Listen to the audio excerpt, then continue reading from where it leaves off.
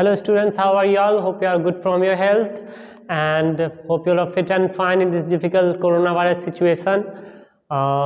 Welcome to the online class of Satyam Shiksha Sadam. Myself Vinay Singh, your SST faculty.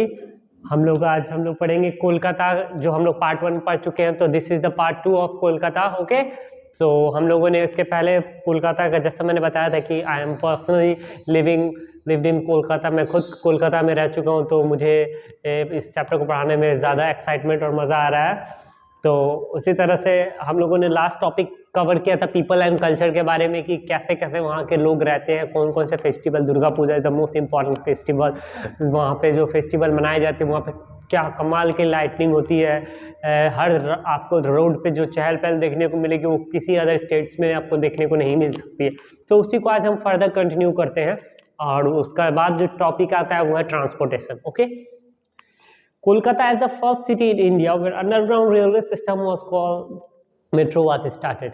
अब कोलकाता एक पहली city थी जहाँ पे अंडरग्राउंड रेलवे, जैसे कि आप लोग जानते हैं ट्रेन क्या होता है, रेलवे स्टेशन पे आप ट्रेन देखे होंगे आप लोग सब. उसी तरह से एक अंडरग्राउंड यानी जमीन के नीचे भी जाने वाली एक ट्रेन बनाया गया है, जो पहला बनाया गया था. और वो कहीं और नहीं बल्कि कोलकाता में बनाया गया था, जिसको हम लोग मेट्रो बोलते हैं. क्या बोलते हैं? मेट्रो. तो वहाँ पे अंडरग्राउंड के थ्रू ट्रेन चलती है. ठीक है, तो कोलकाता ही एक पहला शहर था जिसमें कि अंडरग्राउंड मेट्रो का सिस्टम पहली बार उपलब्ध किया गया था. It is the headquarter of eastern railway zone. ये हेडक्वार्टर है. ओके, ईस्टर्न रेलवे जोन का ये एक हेडक्वार्टर है.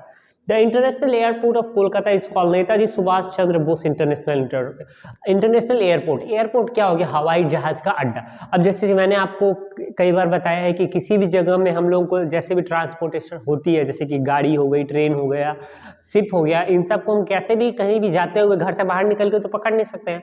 हमें पार्टिकुलर स्टेशन पे जाना पड़ता है. जैसे रेलवे हो गया तो उसके लिए स्टेशन जाते हैं, शिप हो गया तो उसके लिए हार्बर पे हम जाते हैं. तो उसी तरह एक कोलकाता का बहुत ही पुराना और बहुत ही फेमस एयरपोर्ट है, मतलब जहाँ से हवाई जहाज टेक ऑफ करती है और आती है. उन्हें क्या कहते हैं? वो है सुभाष चंद्र इंटरनेशनल एयरपोर्ट. ठीक है, Subhash Chandra Bose international airport. It is the only Indian city where trams are still in use. These are the buses which runs on rail track built on road.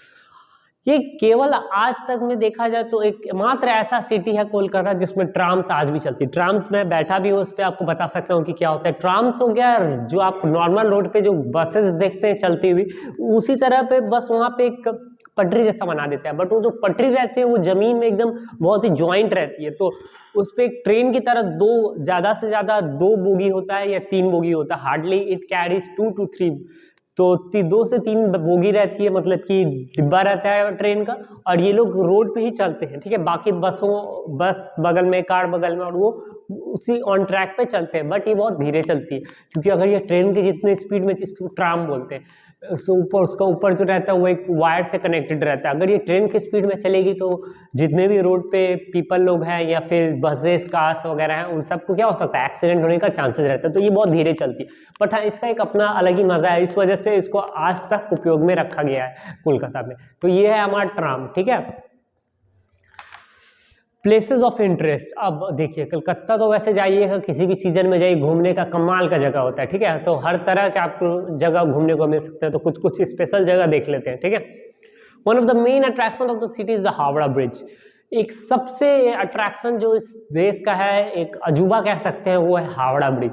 इस ब्रिज की विशेषता मैं आपको बता देता हूँ कि इस ब्रिज की विशेषता ये है कि ऐसे बिना, ये एकमात्र ऐसा दुनिया का ब्रिज है जो कि बिना किसी स्क्रू ड्राइवर के बनाया गया है.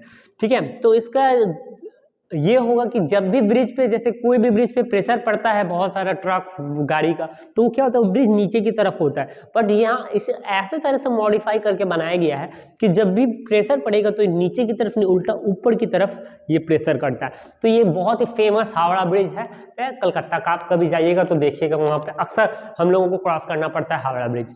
ठीक है, it does not have any pillar. उसका कोई पिलर नहीं है. वही जो मैंने कहा कि ना ही स्क्रू है ना ही इसमें कोई पिलर है. This kind of bridges are known as cantilever bridge. इस तरह के ब्रिजेस को हमेशा याद रखिएगा, बोलते हैं cantilever bridge. Okay, it links Howrah in Kolkata. ये कोलकाता और हावड़ा के बीच में एकमात्र एक ऐसा लिंक है. जो कौन है? हावड़ा ब्रिज. इस तरफ हावड़ा, इस तरफ कोलकाता, दोनों के बीच में ज्वाइन है. अगर आप इस तरफ से उस तरफ जाना होगा तो क्रॉस कीजिएगा तो हावड़ा आ जाएगा, इस तरफ से इस तरफ क्रॉस कीजिएगा तो कोलकाता आ जाएगा.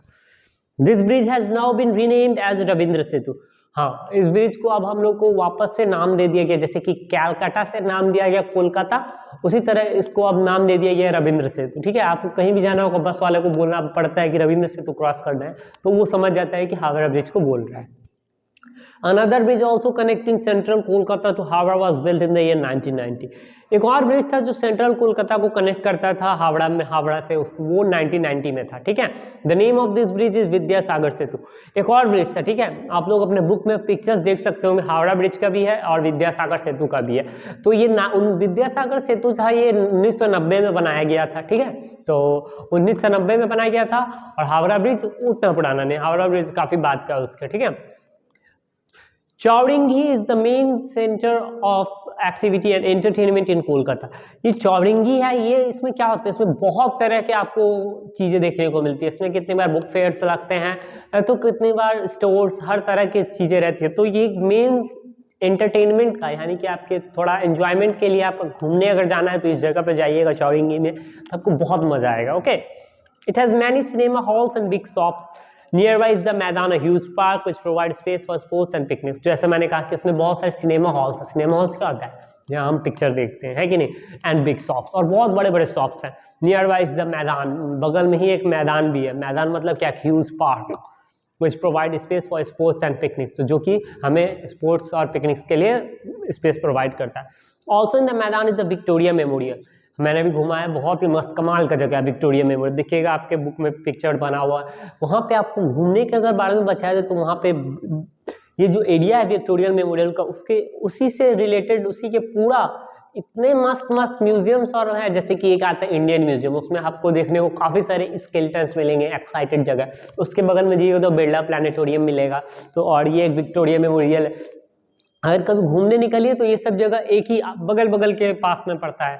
ठीक है, तो एक तारामंडल भी पड़ता है वहीं पे, हमको याद है। तो ये सब जितने भी है ना घूमने के कमाल के जगह है, तो आप जाइएगा तो कभी घूमिएगा, बहुत ही मस्त लगता है। ठीक है,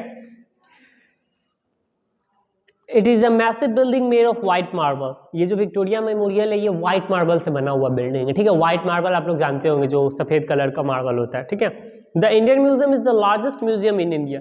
और हाँ, इंडियन म्यूजियम जिसके बारे में मैं आपको अभी बता रहा था, वो एक लार्जेस्ट म्यूजियम है इंडिया का। इसमें आप इतने तरह की चीज़ें देखने को मिलेंगे, आपको जितने भी डेड एनिमल्स जो एक्सटिंग्विश कर चुके हैं, आपको इसमें डायनासोर्स के स्केलेटन भी देखने को मिलेंगे।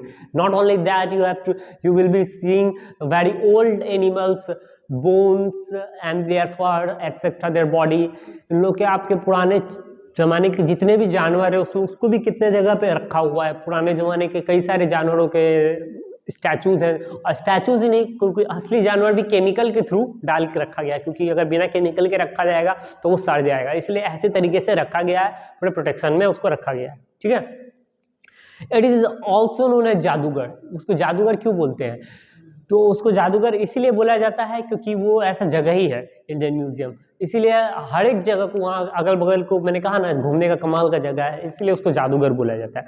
The national library is the biggest library in India.